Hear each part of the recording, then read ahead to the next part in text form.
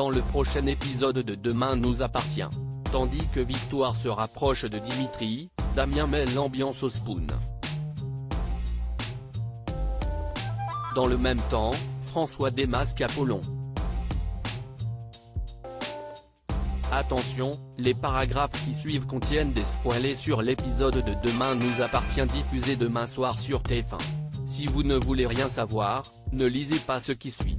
Vendredi 8 octobre dans Demain nous appartient. Victoire se rapproche de Dimitri perturbée par les révélations de Dimitri Maniglier. Victoire regarde avec attention un portrait d'Émilie qu'elle a dessiné puis lui fait couler du sang sur le visage. Lorsque Sandrine vient la voir pour prendre de ses nouvelles, elle s'empresse de cacher son carnet de croquis sous le lit. Sandrine l'informe alors qu'elle a décidé de reporter ses billets d'avion pour pouvoir s'occuper d'elle.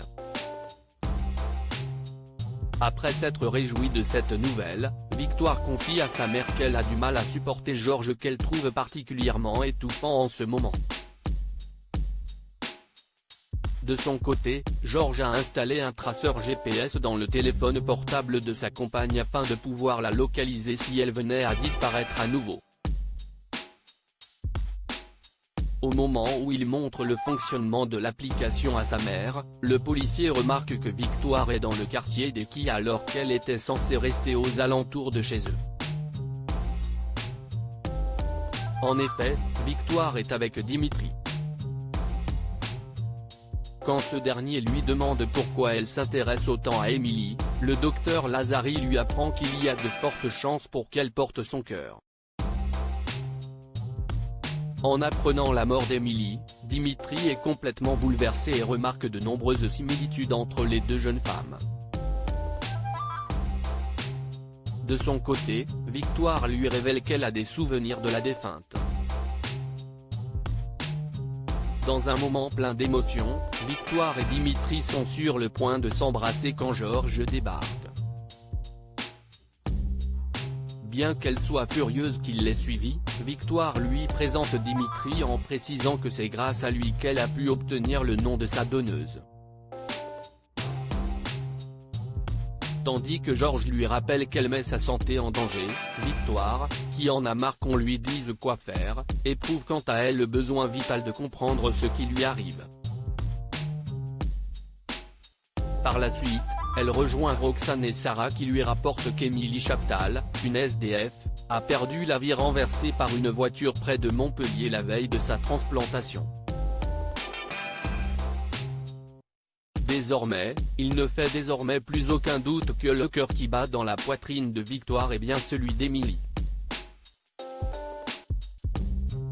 Dans la mesure où les policières ne sont malheureusement pas parvenues à savoir ce qui était arrivé à sa donneuse ces 2 dernières années, Victoire est certaine que ces visions sont un message pour faire éclater la vérité.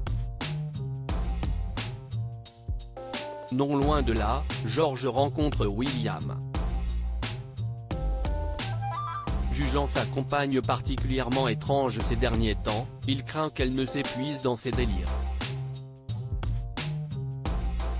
Comme médicalement tout va bien, le docteur Donnier ne peut rien faire pour l'aider mais l'encourage à insister pour que Victoire aille voir la psy de l'hôpital. En fin d'après-midi, Victoire annonce à Dimitri qu'elle vient d'avoir la confirmation du décès d'Émilie. En peureur, celui-ci s'en veut terriblement de ne pas avoir pris assez soin d'elle et de ne pas avoir su lui donner l'envie de rester auprès de lui. Touché par sa peine, Victoire lui caresse alors la joue en lui disant que tout ceci n'est pas de sa faute. Tandis qu'elle l'embrasse, Victoire est assaillie par une vision dans laquelle elle voit qu'Émilie est retenue prisonnière. Après avoir repoussé immédiatement Dimitri, Victoire l'accuse de l'avoir tué. Damien met l'ambiance au Spoon Bar et Louise ont fait la fête avec leurs clients une bonne partie de la nuit et même s'ils sont épuisés, ils sont heureux.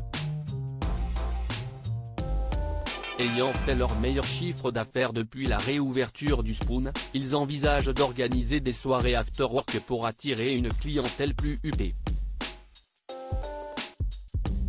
Au Spoon, ils font part de leur nouveau projet à Vanessa. À la surprise générale, cette dernière, qui adore créer des tapas, accepte sans sourciller et les incite même à lancer les afterwork dès aujourd'hui. Plus tard, Damien débarque au bar pour remercier Bart et Louise pour la soirée de la veille. Prêt à remettre ça, Damien se propose de jouer les DJ gratuitement et le couple consent donc à le prendre à l'essai. En fin de journée, Bart, Louise, Damien et Vanessa inaugurent le premier afterwork du Spoon. L'ambiance étant un peu molle, Damien décide de recourir à son arme fatale. Une fois qu'il a lancé une musique entraînante, il entame un striptease.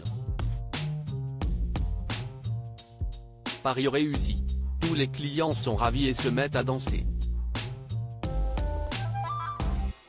François démasque Apollon au lycée. François se plaint de la nouvelle réforme Parcoursup mais Apollon fait une bourde en imaginant qu'il s'agit d'un programme d'enseignement. Il a beau tenter de rattraper le coup, François se pose déjà des questions. Après avoir mené l'enquête, François comprend rapidement que son collègue ne fait pas partie de l'éducation nationale. Dos au mur, Apollon reconnaît avoir menti pour obtenir ce poste, non pas par plaisir mais par nécessité.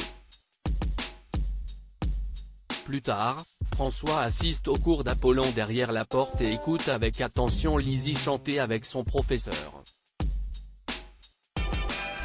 Impressionné par ce qu'il entend, il s'en va. À la fin du cours, il entend Maud et Lizzie parler avec enthousiasme du professeur de musique. Selon les deux jeunes femmes, Apollon est un super professeur. Son collègue ayant un vrai don, François n'a pas l'intention de le dénoncer. Apollon, qui est soulagé, le remercie puis indique que ce n'est pas par plaisir qu'il a menti mais parce qu'il n'avait pas le choix.